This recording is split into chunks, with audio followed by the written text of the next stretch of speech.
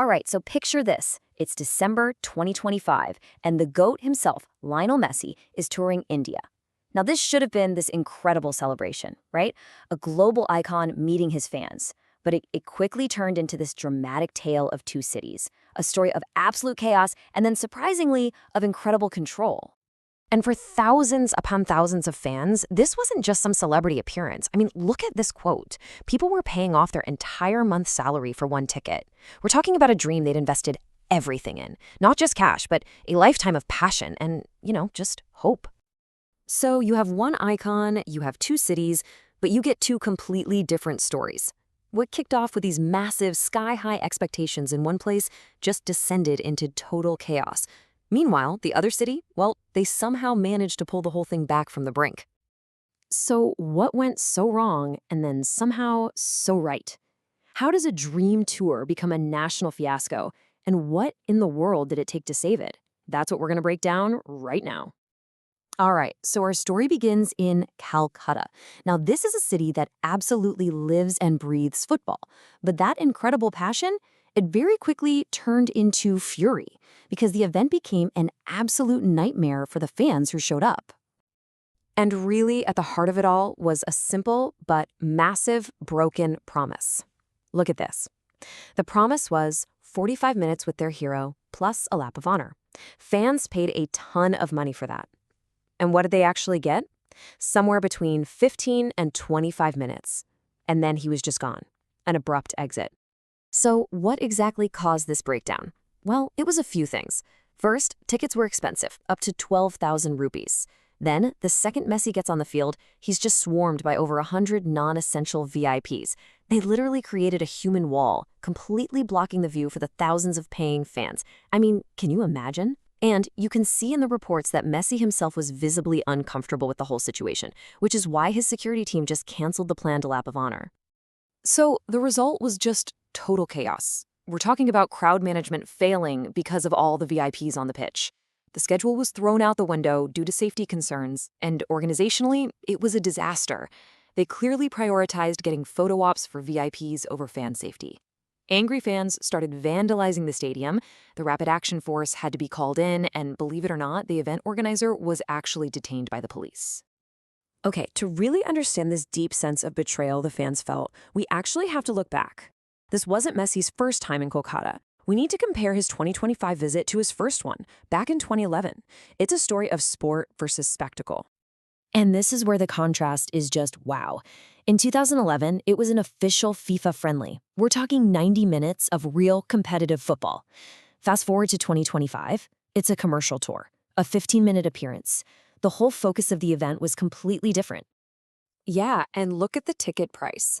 Back in 2011, the lowest price was 700 rupees.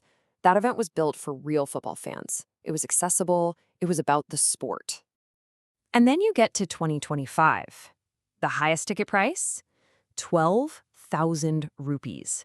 Fans were asked to pay up to 17 times more for a much shorter, non-competitive appearance. When you charge that kind of money, you create incredibly high expectations for a flawless event. And well, those expectations were just shattered. So after the complete fiasco in Kolkata, the tour was basically on the brink of collapse. All eyes suddenly turned to the next stop, Mumbai. The question was, could they possibly save this thing? And the answer was a resounding yes. Learning from everything that went wrong, the Mumbai police went into full-on crisis management mode. I mean, look at this quote from an official. "We have deployed World Cup-level security arrangements." They weren't just trying to prevent chaos. They were trying to restore the country's reputation. And they had a clear four-step playbook. One, massive deployment. We're talking over 2,000 police personnel on the ground. Two, strict access control, banning things like water bottles and even coins. Three, enhanced surveillance with watchtowers and PA systems. And four, contingency planning. They were actually prepared to divert crowds to other grounds if needed. This was serious business.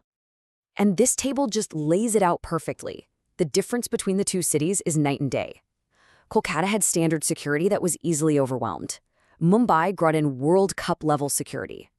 This proves that the ability to host a massive high-level event exists in India, for sure. but it seems like it takes a major crisis to actually activate it.